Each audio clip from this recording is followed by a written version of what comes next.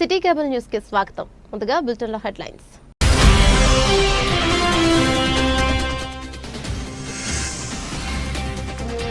భూభారతి చట్టంతో రైతుల కష్టాలు తీరనున్నాయని వెల్లడించిన ప్రభుత్వ విప్ ఆది శ్రీనివాస్.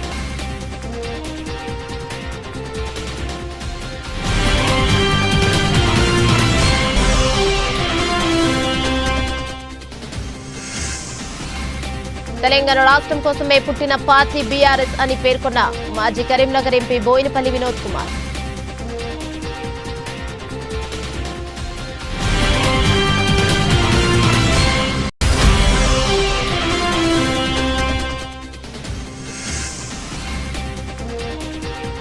తంగళ్లపల్లి మండలం బద్దెనపల్లి కార్యదర్శి రిజైన్ లెటర్ తో మిస్సింగ్ కలకలం.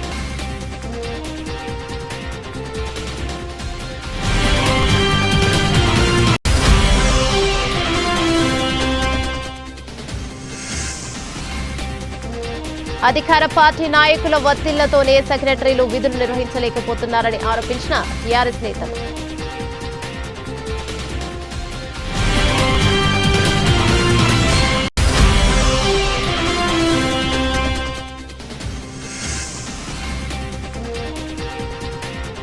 జిల్లా ఆరోగ్య శాఖ అధికారి ఆధ్వర్యంలో పలు ప్రాథమిక ఆరోగ్య కేంద్రాల ఆకస్మిక తనిఖీ.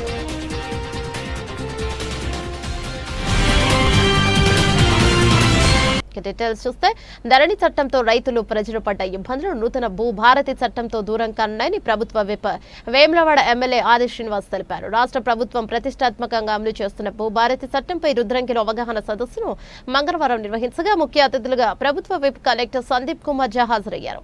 ధరణి చట్టం రావడంతో రైతులు ప్రజలు ఇబ్బంది పడ్డారని ప్రభుత్వ విప్ ఆది శ్రీనివాస్ గుర్తు చేశారు. గత 10 ఏళ్లు అసైన్డ్ కమిటీ లేకపోవడంతో ఇంకా చాలా కష్టాలు పడ్డారని వివరించారు. ధరణి ఇబ్బందులు దూరం చేయాలనే ఉద్దేశంతో సీఎం రేవంత్ రెడ్డి, మంత్రి పొంగులేటి శ్రీనివాసరెడ్డి, ఇతర మంత్రులు, నిపుణులు, అధికారులు భూభారతి చట్టాన్ని రూపొందించారని తెలిపారు.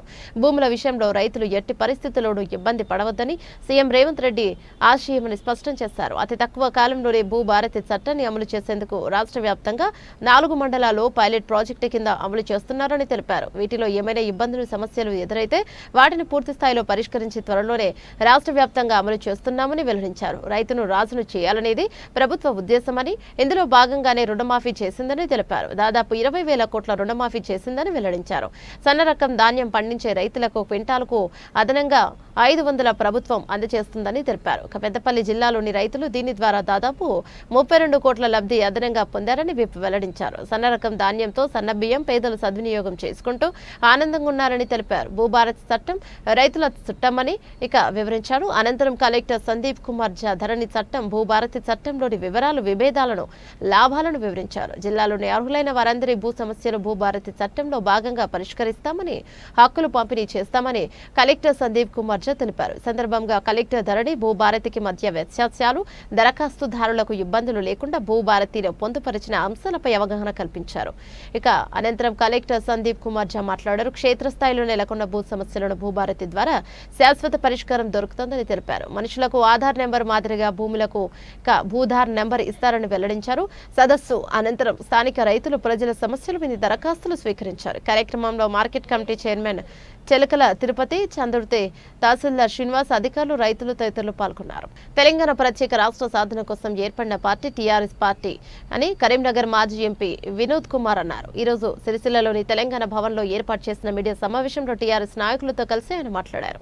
తెలంగాణ రాష్ట్ర సాధన ద్వారానే ఈ ప్రాంత ప్రజల కష్టాలను తీర్చిన గొప్ప నాయకుడు కేసీఆర్ అని మాజీ ఎంపీ వినోద్ కుమార్ కొనియాడారు.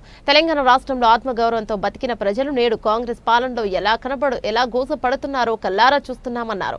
వరంగల్లో నిర్వహించే సభ విజయవంతం కోసం ప్రతి ఒక్కరూ కృషి చేయాలని పిలుపునిచ్చారు. సమావేశంలో టీఆర్ఎస్ జిల్లా అధ్యక్షులు తోట ఆగయ్య, వేములవాడ నియోజకవర్గ ఇన్ఛార్జ్ చల్మెడ లక్ష్మీ నరసింహారావు, సిరిసిల్ల టీఆర్ఎస్ పట్టణ అధ్యక్షులు జిందం చక్రపాణి, టీఆర్ఎస్ నాయకులు తదితరులు పాల్గొన్నారు. రాష్ట్ర పార్టీ తెలంగాణ రాష్ట్ర సాధన కోసం ఆనాడు తెలంగాణ రాష్ట్ర సమితిగా, పార్టీగా రాష్ట్ర సాధన ధ్యేయంగా ఏర్పడ్డ ఆవిర్భావ దినోత్సవం సందర్భంగా పెద్దలు తెలంగాణ రాష్ట్ర తొలి ముఖ్యమంత్రి వర్యులు కె చంద్రశేఖరరావు గారి నాయకత్వంలో వరంగల్లో పెద్ద ఎత్తున బహిరంగ సభ జరుపుకోనున్నాం. రాజన్న సిరిసిల్ల జిల్లా నుండి 20,000 మందికి పైగా కార్యకర్తలు, నాయకులు, అట్లాగే పార్టీ అభిమానులు స్వతంత్రంగా మేము సైతం కదిలి వస్తాం సమావేశానికి అని చెప్పేసి తరలిపోతూ ఉన్నాం. ఏ గ్రామానికి వెళ్ళినా అట్లాగే పట్టణంలో ఎక్కడ ఆగినా కానీ ఈ నెల 27న మేము సమావేశానికి వస్తాం, కేసీఆర్ గారు చెప్పే మాటలు వింటాం అని చెప్పేసి జనమంతా ఆతృతతోని చూస్తూ ఉన్నారు. తెలంగాణ చరిత్రలో, ఉమ్మడి రాష్ట్రంలో కావచ్చు, భారతదేశ చరిత్రలో కావచ్చు, ఒక రాజకీయ పార్టీ రాష్ట్ర సాధన కోసమైనా ఆనాడు, తర్వాత సాధించిన రాష్ట్రాన్ని ప్రగతి పథంలో నిలిపేందుకు ఎప్పుడు సమావేశం ఏర్పాటు చేసినా కానీ ఒక జాతరను మరపించే విధంగా లక్షలాదిగా జనం వచ్చి సభలను విజయవంతం చేసిన చరిత్ర నేపథ్యం కేవలం ఆనాడు టీఆర్ఎస్, ఈనాడు బీఆర్ఎస్కి మాత్రమే ఉంది.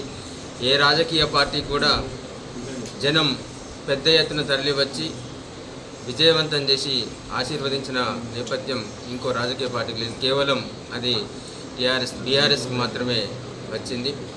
కేటీ రామారావు గారి దిశానిర్దేశకత్వంలో సిరిసిల్ల మరియు వేములవాడ నుంచి కూడా మేమందరం కూడా వాహనాలు సమకూర్చుకొని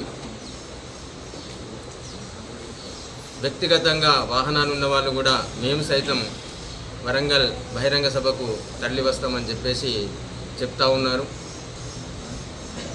అన్ని గ్రామాల నుండి ఇప్పటికే ఎవరెవరం వస్తామని చెప్పేసి మాకు వారి పేర్లు ఇచ్చేసి సమాయత్తమవుతూ ఉన్నాం. గ్రామాల్లో మా కార్యకర్తలు జెండా గద్దెలను అలంకరించుకొని ఆనాడు బ్రహ్మాండంగా జెండా ఎగరేసుకొని మీటింగ్కు పోయే ముందు ఒకసారి జై తెలంగాణ, కేసీఆర్ గారి నాయకత్వం వర్ధిల్లాలని నినదించి బస్సుల్లోకి వెళ్ళడానికి సిద్ధంగా ఉన్నాం. అట్లాగే గ్రామాన తెలంగాణ రాష్ట్ర సాధకులు కేసీఆర్ గారి నాయకత్వంలో అనేక సంక్షేమ పథకాలను అమలుపరుచుకొని అభివృద్ధిలో ఈ రాష్ట్రాన్ని అగ్రగామిగా నిలుపుకున్నాం. కాబట్టి వాటన్నిటిని కూడా మధుర స్మృతులుగా ఈరోజు గోడల మీద కూడా నినాదాలతో ముందుకు పోతూ ఉన్నాం. మొత్తం మీద ఈ సభకు నభూతో నభవిష్యత్ అన్నట్టు విజయవంతం చేయడానికి ప్రతి కార్యకర్త, ప్రతి నాయకుడు, బీఆర్ఎస్ కుటుంబ సభ్యులైన మా అన్నదమ్ముళ్ళు, అక్క చెల్లెళ్ళు, మిత్రులందరం కూడా వెళ్ళనున్నాం. తప్పకుండా విజయవంతం చేస్తాం. Thank you. నమస్కారం. ఇప్పుడే మా గౌరవ జిల్లా అధ్యక్షులు తోటాగే గారు చెప్పినట్టు సిరిసిల్ల జిల్లా నుండి 20,000 మందిలో వేములవాడ నియోజకవర్గం నుండి ఇప్పటికే 10,000 మంది పై చిలుకు మా నాయకులు కావచ్చు, ప్రజలు కావచ్చు, అందరూ కూడా వచ్చే ఏర్పాట్లు పేర్లతో సహా, ఫోన్ నెంబర్తో సహా మరి వారికి లాజిస్టిక్ ఏర్పాటు చేయడం జరిగింది.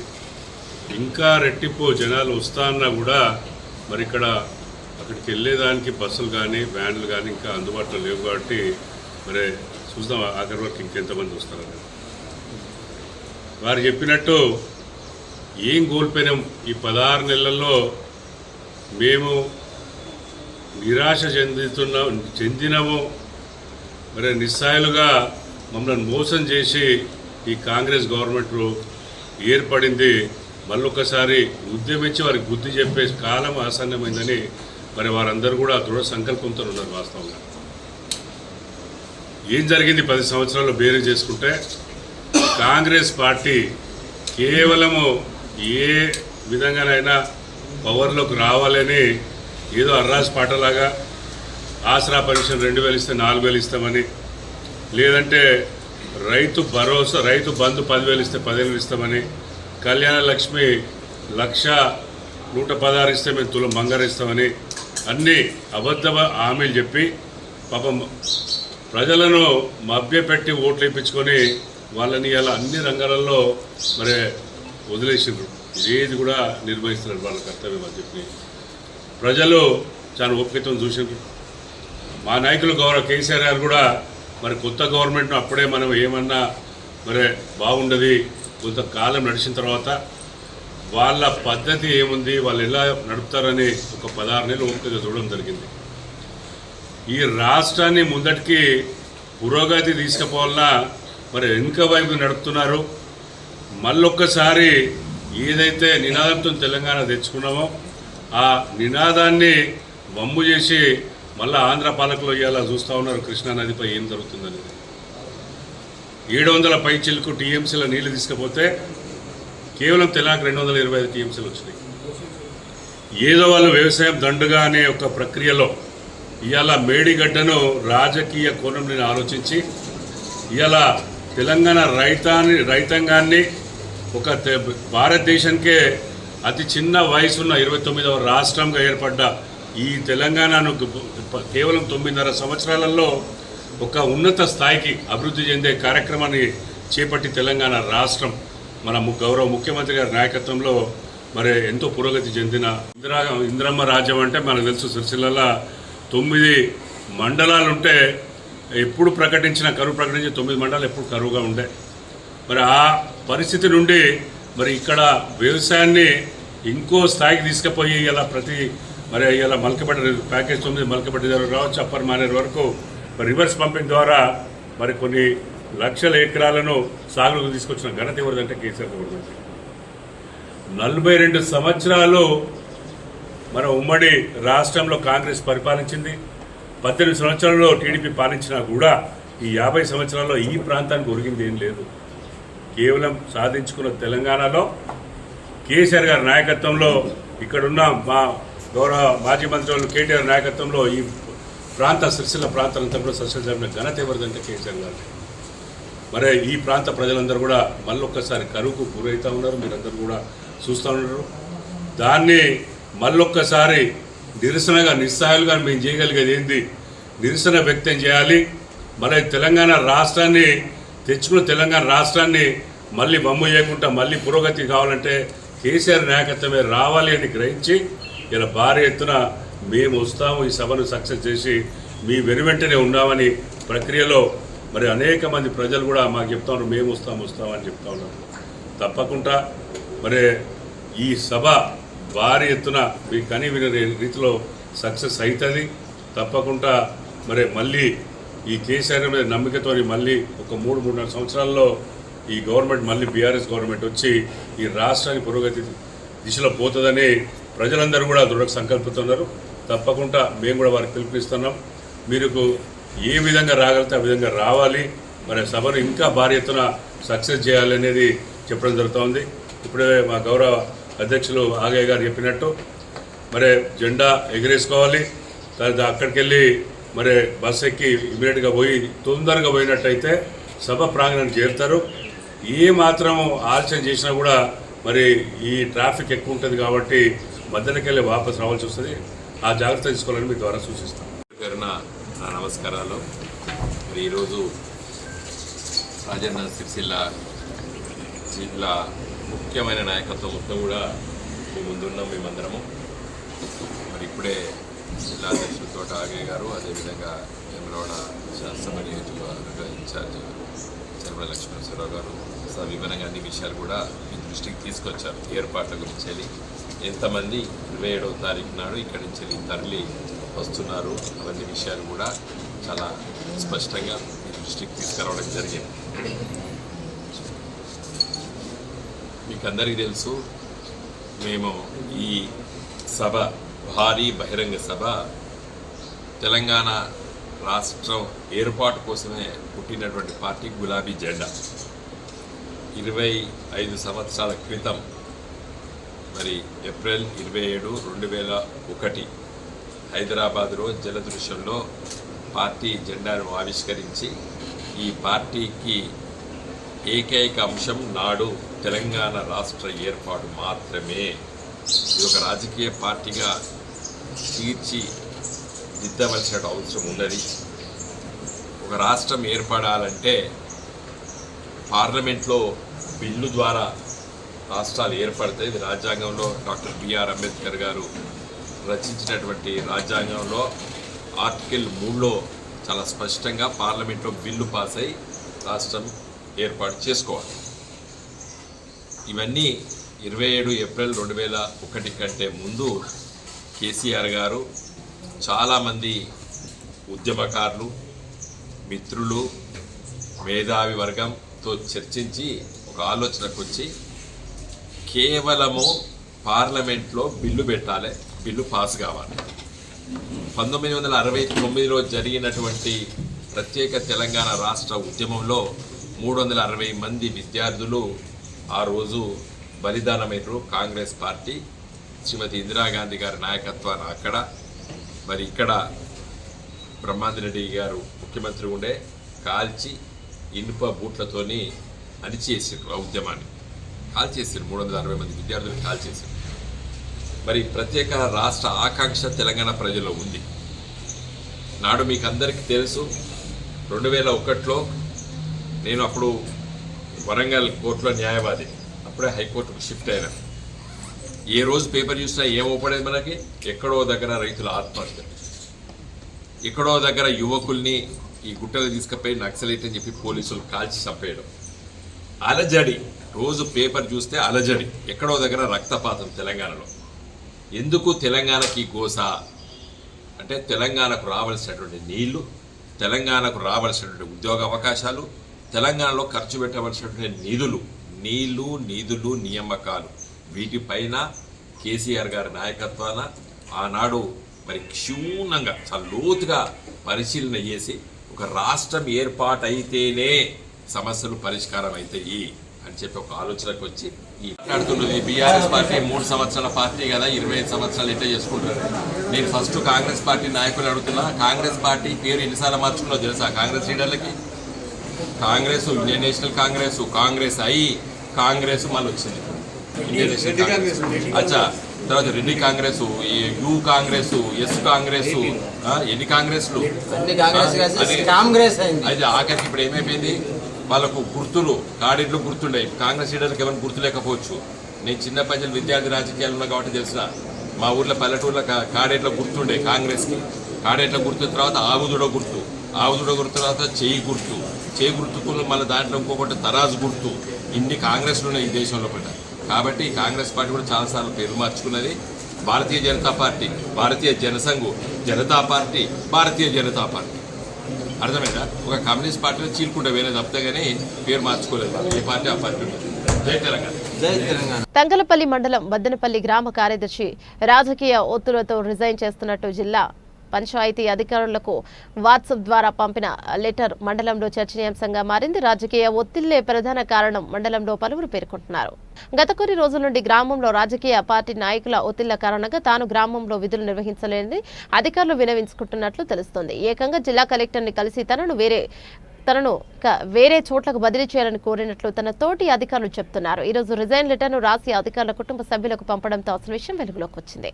దీంతో కుటుంబ సభ్యులు పోలీసులకు ఫిర్యాదు చేసినట్టు సమాచారం. ఆ మ్యాచ్కి కోసం కుటుంబ సభ్యులు ఆంధ్రప్రదేశ్ రాష్ట్రానికి వెళ్లినట్టు తెలుస్తోంది.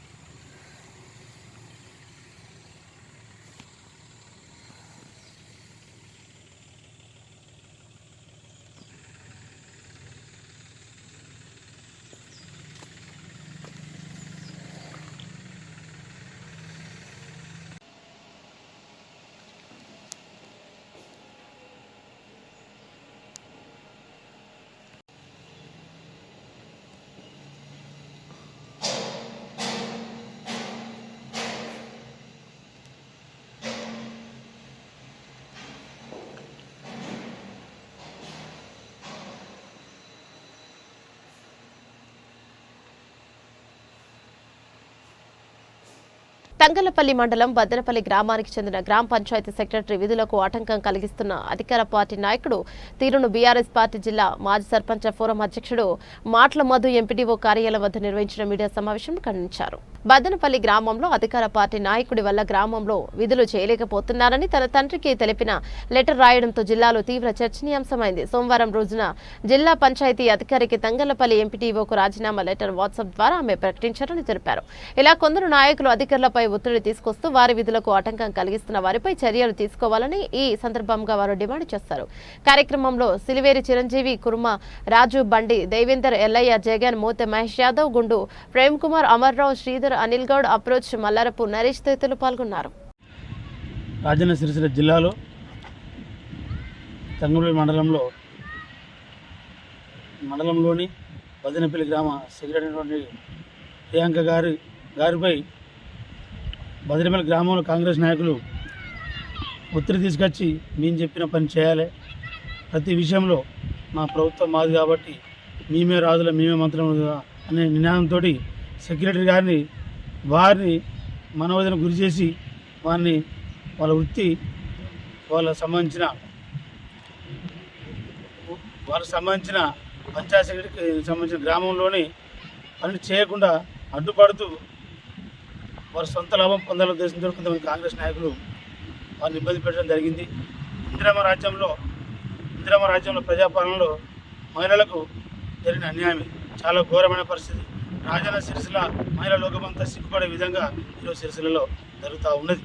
ఈ కాంగ్రెస్ ప్రభుత్వం వచ్చిన తర్వాత ఈ పంచాయతీ సెక్రటరీలపై పని భారం ఒత్తిడి అవుతుంది. గత 16 నెలల నుంచి గ్రామాల్లో సర్పంచులు లేరు, పంచాయతీ కార్యదర్శులే తీసుకొని వారు గ్రామంలో అన్ని రకాల పనులు వారి సొంత ఖర్చులు వీక్షించి వాళ్ళు పనిచేయడం జరిగింది. దానిలో వాళ్ళు డబ్బులు రాకుండా ఓన్లీ జీతాలు మాత్రమే పాస్ అయినప్పటికీ కూడా గ్రామంలో అభివృద్ధి ఉండిపడని ఉద్దేశంతో అధికారుల ఒత్తిడితో ఎంపీడీ గారు కానీ డిపో కలెక్టర్ గారి ఆదేశాల మేరకు గ్రామంలో సర్పంచ్ పాత్ర వాళ్ళు పెద్ద ఎత్తున పోషించడం జరిగింది. వాళ్ళు ఎన్నో కష్టాలు నష్టాలు అనుభవించుకుంటూ గ్రామాన్ని అభివృద్ధి పథంలో తీసుకుపోయే ఉద్దేశంతో పంచాయతీ కార్యదర్శులు పనిచేస్తూ ఉన్నారు. దీని క్రమంలో బద్దనపల్లి గ్రామంలో ఒక మహిళను చూడకుండా అక్కడ ఉన్న కాంగ్రెస్ నాయకులు ఒత్తిడికి లోనై ఆమెను ఇష్టం వచ్చిన పదజాలంతో తిట్టుకుంటూ మేము చెప్పిన పేర్లే ఉండాలి, ఇతర మహిళల విషయంలో కానీ ఇంకా నిరుద్యోగ సంబంధించిన లోన్ల విషయంలో కావచ్చు ప్రతి విషయంలో మేము చెప్పిందే మాదే పైసే ఉండాలి.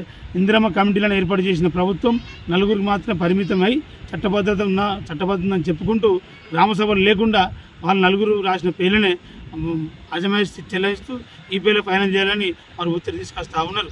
ఈ యొక్క ఇష్యూ బద్దనపల్లి గ్రామంలో కాదు ప్రతి గ్రామంలో ఉన్నది. కానీ ఈమెకి ఏమైందనంటే మానసికంగా, ఎందుకంటే ఒక ఉద్యోగం సంపాదించాలంటే ఎన్ని కష్టాలు ఎంత కృషి ఉంటే సాధిస్తారో ఉద్యోగం సంపాదించిన వారికి తెలుస్తూ ఉంటాయి. అంత కష్టపడి చదువుకున్న ఆమెను ఇంత మానసిక శోభ గురి చేసిన వారు అంటే ఏమైనా దూరం అవుతుంది. ఆమె నైట్ నుంచి తల్లిదండ్రులకు ఏం చెప్పుకోలేక ఇక్కడ ఉద్యోగం చేయలేక గ్రామంలో ఎంతోమంది అడిగితే చెప్తా ఉన్నారు. ఇక్కడ ఉన్న కాంగ్రెస్ నాయకులు వాళ్ళ పేర్లు త్వరలో వచ్చిన తర్వాత బయట పెడతాం. కేకే మహేందర్ రెడ్డి గారి అనుచరులు, ఇక్కడ ఇన్ఛార్జిగా చెప్పుకునే కేకే మహేందర్ రెడ్డి గారి అనుచరులు ఆమెపై ఒత్తిడి తీసుకొచ్చి ఒక దళిత మహిళపై ఒత్తిడి తీసుకొచ్చి ఆమెను మానసికంగా ఇబ్బంది పెడుతూ ఆమెకు ఆత్మహత్య చేసుకునే విధంగా ప్రేరేపణ చేయడం జరిగింది. ఇది చాలా అన్యాయం. ఇలాంటి అన్యాయం చేసిన వారిని ఈ చట్టం ఉంది సిరిసిల్లలో డిఎస్పీ గారికి వాళ్ళ కుటుంబ సభ్యులు వాళ్ళ అమ్మ కానీ వారు కానీ గ్రామం సంబంధించిన వారు డిఎస్పీ గారిని కలిసి వాళ్ళకు వినతి పత్రం ఇవ్వడం జరిగింది. దీని మీద చర్యలు తీసుకొని నిన్న సాయంత్రం చెప్తే ఇప్పటి వరకు కూడా ఆమె ఫోను తిరుపతిలో ట్రేస్ అవుతుందని పోలీసు వారు, అదేవిధంగా ఇక్కడ వాళ్ళ అమ్మ నాన్న ఏడ్చుకుంటూ వెళ్తే చాలా బాధ అనిపిస్తుంది. ఆమె దేవుని దయ వల్ల ప్రాణంతో ఉండాలి. ఇటువంటి పంచాయతీ సెక్రటరీ మీకు తెలియజేసేది ఒకటే, ప్రభుత్వాలు అర్థమైపోతే మీ ఉద్యోగం అనేది ఎవరి తరంగా తీసేసేగా మీరు సంపాదించుకుని ఏదో నౌకరు కాంగ్రెస్ వాళ్ళు ఇస్తే మీరు జాబ్ చేస్తలేరు. మీరు కష్టపడి కృషి చేస్తే మీరు జాబ్ సంపాదించుకున్నారు కాబట్టి మీరు ఎవరు భయపడద్దు. చట్టాలు ఉన్నాయి, అందరు నాయకులు ఉన్నారు, అఖిలపక్షం ఉన్నది, అందరు కొట్లాడతారు. కావున పంచాయతీ సెక్రటరీ వాళ్ళకి మేము భరోసా ఇస్తున్నాం. మా ప్రభుత్వం నుంచి మా ఎమ్మెల్యే గారి నుంచి పూర్తిగా భరోసా ఉంటాం. వీళ్ళు మా ప్రభుత్వం ఉన్న 10 సంవత్సరాలు సెక్రటరీతో పనిచేసినాం, కానీ ఇలాంటి కార్యక్రమం చేయలేదు. కానీ ఈ ప్రభుత్వం వచ్చిన తర్వాత ఇక్కడ కలెక్టర్ గారు కావచ్చు కానీ ఏకపక్షంగా కాంగ్రెస్ నాయకులు చెప్పింది చేయాలి. లబ్ధిదారుల విషయంలో ఎవరేం చెప్పినా నడవదు. ఇందిరమ్మ కమిటీ కార్యకర్తలు కాంగ్రెస్ కార్యకర్తలు చెప్పింది చేయాలని ఒత్తిడి తీసుకొస్తారు. ఇలాంటిది మంచి పద్ధతి కాదు. ఎందుకంటే పంచాయతీ కార్యదర్శి అనేది చాలా గొప్పమైన పదవి. గ్రామంలో అన్ని వర్గాలకు అన్ని సంబంధించిన శాఖలకు వారికి ప్రేమ ఉంటుంది, వారిపై అవగాహన ఉంటుంది. కాబట్టి వాళ్ళు మంచి చెడు పారిశుద్ధ్యం విషయంలో కావచ్చు, అదేవిధంగా పెన్షన్ల విషయంలో కావచ్చు, ప్రతి ఒక్కటి పంచాయతీ చట్టం ప్రకారం పంచాయత్ సెక్రటరీ గారికి చాలా గొప్పమైన అధికారాలు ఉంటాయి.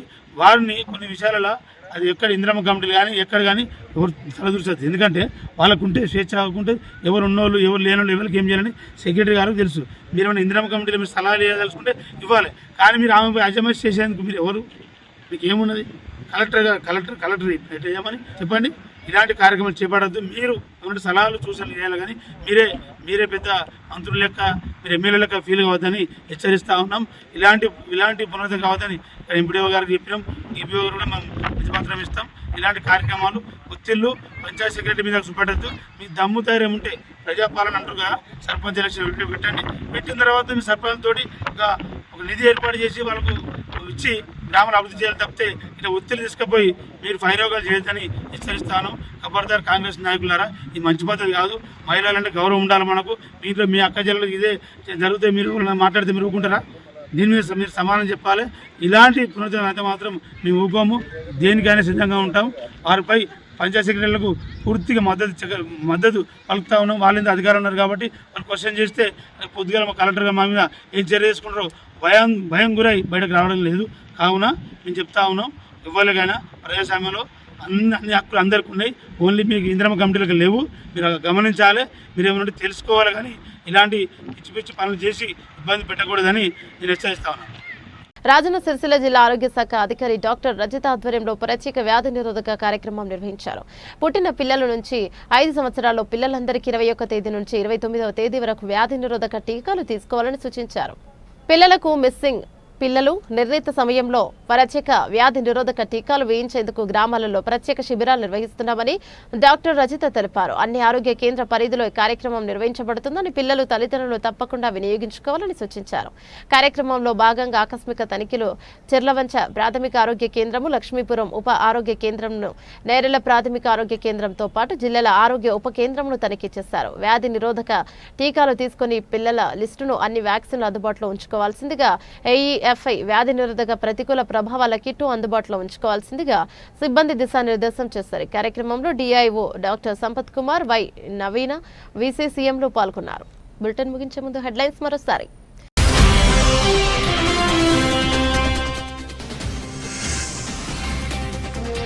భూభారతి చట్టంతో రైతుల కష్టాలు తీరనున్నాయని వెల్లడించిన ప్రభుత్వ విప్ ఆది శ్రీనివాస్.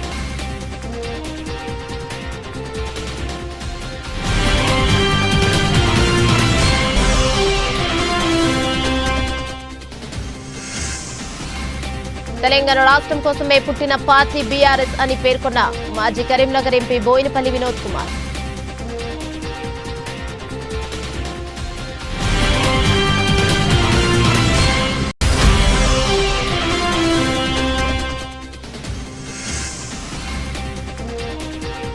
తంగళ్లపల్లి మండలం బద్దెనపల్లి కార్యదర్శి రిజైన్ లెటర్తో మిస్సింగ్ కలకలం.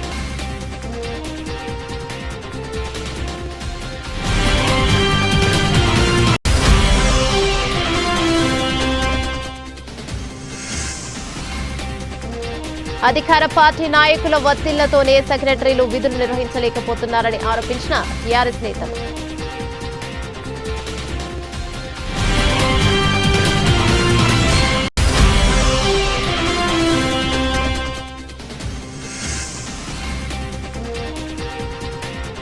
జిల్లా ఆరోగ్య శాఖ అధికారి ఆధ్వర్యంలో పలు ప్రాథమిక ఆరోగ్య కేంద్రాల ఆకస్మిక తనిఖీ.